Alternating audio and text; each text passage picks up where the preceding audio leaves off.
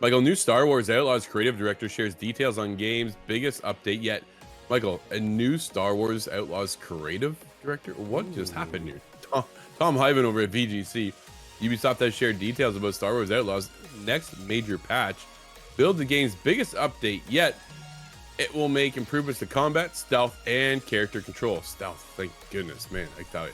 That's according to the Ubisoft massive Drew Rechner, who has recently taken the role of Star Wars Outlaws creative director, replacing Jillian Garetti, who has now switched his focus over to the Division 3. Right, no more Division 2. You've lasted long enough. It's now on to the third one. Quote, the first key area of improvement to the game is combat, where we see a real opportunity to add more depth and excitement to the experience, further rewarding your tactics and precision, end quote, he said, in the first of the series of planned developer updates. Quote, our second key area is stealth, which is not only about improving the reliability and consistency of enemy detection, but also providing choice in how you want to approach each encounter. Curious how he wants to go about that one. I'm a big stealth guy, as we know over here, so I've always, when I was playing Outlaws at the time, it was heavily stealth, sneak around, but it was kind of hit or miss at the end of the day. Quote, finally, our third key area of focus is centered around the character controls, which means improving the reliability of cover, increasing the responsiveness of climbing and crouching, and generally improving the consistency of the controls overall, end quote. Star Wars Outlaws title update 1.4 will arrive on November 21st. I'll check it out, report back, let everybody know, alongside the game's Steam release and the launch of its first story DLC, Wild Card. So it's going to be a massive update coming here shortly, Michael. That's the biggest thing.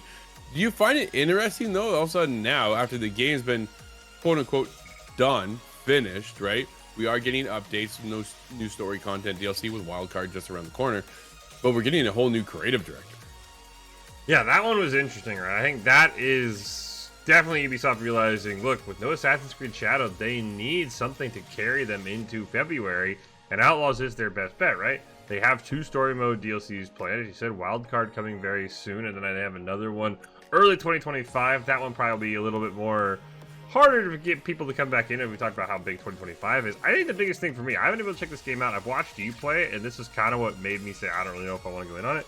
I hope the combat update includes a weapon update, right? One of the most frustrating things watching you play was, oh hey, I've got this cool weapon, I pick it up. Oh, but I can only use it until I have to climb up something, and then, you know, Vest puts the weapon down, and then you're just stuck with your pistol. It didn't feel like in the Star Wars universe where there's all these cool weapons, I feel like you could use anything but your pistol for a limited time. So I'm really hoping that combat update adds the ability to use different weapons, right? That would be something that as an outsider who's been on the fence and probably not going to check it out, that would be like, all right, I'll pull the trigger, man. If you can let me use something besides a pistol, I would absolutely check it out, because that was one thing for me that was incredibly frustrating. But yeah, this is crazy, but this has to be Ubisoft realizing, like, all right, we need something to carry us until Assassin's Creed Shadows, or even further, as we're going to talk about Assassin's Creed Shadow here in a little bit, but you're convinced, as I said, and I'm on your starting to hop on board. I don't even know if that comes out in February, right? That might be delayed March, April, May of 2025. So hopefully this is a good update, because I think there's enough people who still want Star Wars content that if this game gets a killer update and enough people who own it say you got to check this out, Star Wars Outlaw could be one of those No Man's Sky type late revivals where the bugs get fixed and people come back. No, absolutely. I find this very interesting. All of a sudden, now I get Jillian moving over to Division 3 because that's his bread and butter to start with. So it makes a lot of sense to have them over there, right? It was massive that built Star Wars Outlaws along with the multitude of Ubisoft studios. So to have them over there and now have him switch and then replace him with somebody else, I'm like, man, aren't you guys like wrap this up? But apparently not.